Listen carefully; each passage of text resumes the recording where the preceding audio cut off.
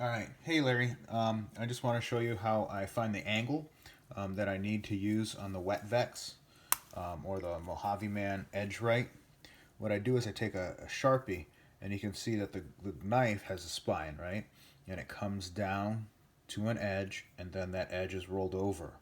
So there's that primary grind that goes from here to the end of that secondary grind, and then the secondary grind that goes from here to the very edge. Okay, what we want to do is find the angle of that secondary grind because that's where all the sharpening comes from. Excuse that, that's my dinner getting ready, telling me that it's done cooking, but that's okay.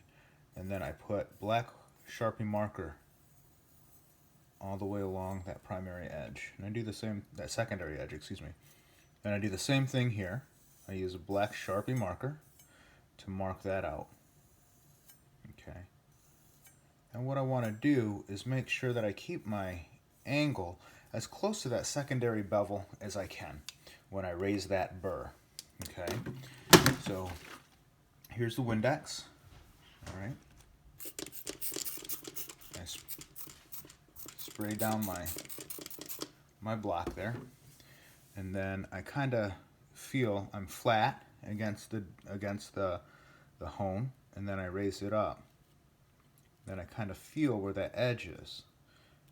And if you push back this way, it'll feel like it's biting in or catching, right? If I lay it down flatter, it'll kind of slide this way. But if I raise it up just a little bit, it starts to catch. That's the correct angle. Then when you're at that angle, I use my finger as a guide, just a general guide. So you can see I lay my finger here against the spine, and then the bottom rides against the sandpaper. And then these fingers, just make sure I'm flat against the sandpaper as I'm dragging it across there. So I drag a couple times, and you can see that the edge of that bevel is completely clean, right? So you can see I took all the Sharpie off of that bevel. And again, it's just pushing this way against, like you're cutting into the paper, and just feel it bite.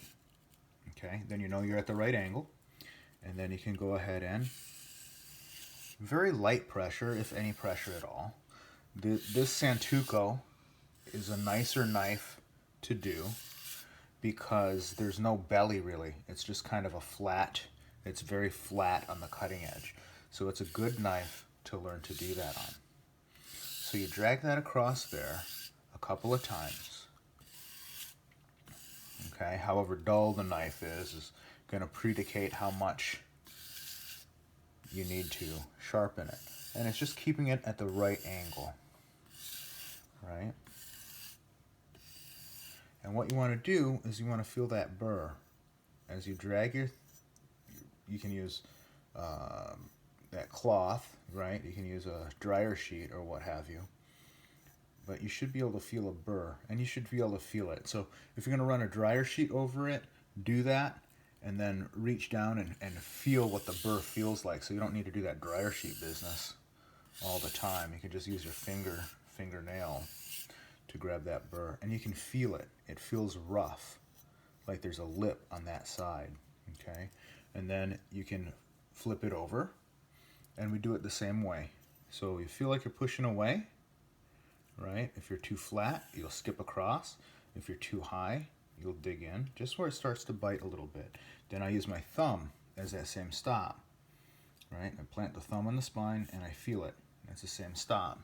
And then the same kind of thing. I just come back across here, just like that. And you can see, as I wipe this away, that all of that paint comes off right there on the edge. There should be no scratching of the secondary bevel, or the primary bevel up in this area here, just down in here, okay? And that holds it there, and then I use these fingers to guide it, and it should be about the same angle. As we get to the tip, you lift up on the handle just so slightly, so you don't start mashing the tip and making that big spear point. Just so slightly. And you can do the tip separately. You go on the tip and roll it down. But you want to meet right about You know, drag that thumb right across the top, and that becomes your guide, right? So you're dragging this across, start there, and then you just get a feel for keeping that nice and even. And you want to look and make sure that the tip edge, that edge you're doing on the tip, has the same amount of secondary bevel as the middle of that blade, right? So you're going to have to raise the tip just a little bit, and it takes a little bit of getting used to, learning how much of the handle to raise so that you get a good even bevel on the tip. And it's okay, you're going to screw it up. That's why we practice. And it's the same kind of thing here. Once you get that right edge, that's where you go. You want to feel all the way along and make sure you raise that bevel, right? Raise that burr all the way along that bevel. If you feel a dead spot in the blade, like right here is a little bit of a dead spot, then you can just concentrate on grinding that spot until you raise the burr in that spot. Yeah, there you go, that's better. So you might have to grind a little bit more, right? And then the same thing here. There's my edge. Same deal here. And I want to feel that bevel get raised, or feel that burr, excuse me, get raised on the bevel over here. All right, and the more coarse the sandpaper you use, and it's still dead right here. So this is the side too.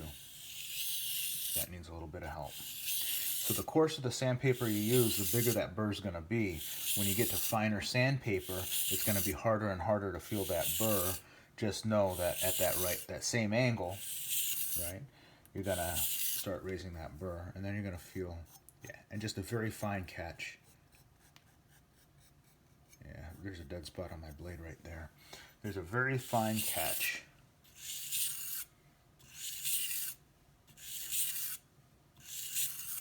If you take the blade against your light source and you roll it just like that, I don't know if you can see it,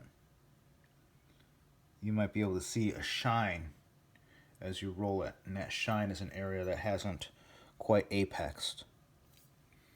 But typically we should be okay. It doesn't take a whole lot of pressure, just let the sandpaper do its thing, and all you're doing is just bringing that edge to an apex. And once that's done, you should be able to take your knife and see that it's sharp, right? Does nice curls and that kind of thing. And that's on the sandpaper. The finer you get, the less noise it's going to make on the paper cuts, the easier it's going to be to push through. And then you flip it over to the other side. When you finally get that compound, you rub it on the leather, okay? And then you do the same thing here. What I do here is the same kind of thing. I'm looking for that angle, so I just roll it until it bites, right? And then you try to keep that angle. No pressure at all, just at that angle, right? And you can hear I'm not giving any pressure really, just the weight of the blade. And what that does is that polishes off the secondary bevel, and that really kills the burr. It's okay on this step if you go a little bit flatter against the leather, because that leather's soft. It's going to give a little bit more, and it's going to come up around the edge. You don't want to go too hard, just nice and easy.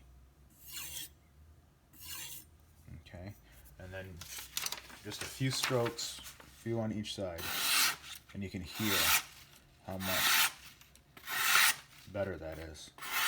I can still feel the nick where that flat spot was as I'm cutting right there, right there, right there.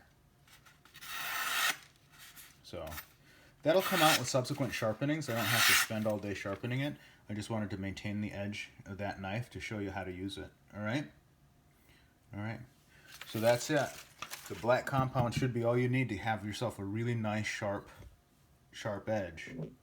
That should be all you need. And again, just like that. So this side is the sandpaper. Use the Sharpie, right? Use the Sharpie to mark that secondary bevel. All right, keep it nice and moist, nice and wet, and then feel for that burr. Make sure that burr is all the way along that edge, from the heel all the way to the tip. And then you know you can switch it over, and then raise that burr to the other side, and then knock it down evenly, back and forth. All right? All right, thank you. Talk to you later. Bye.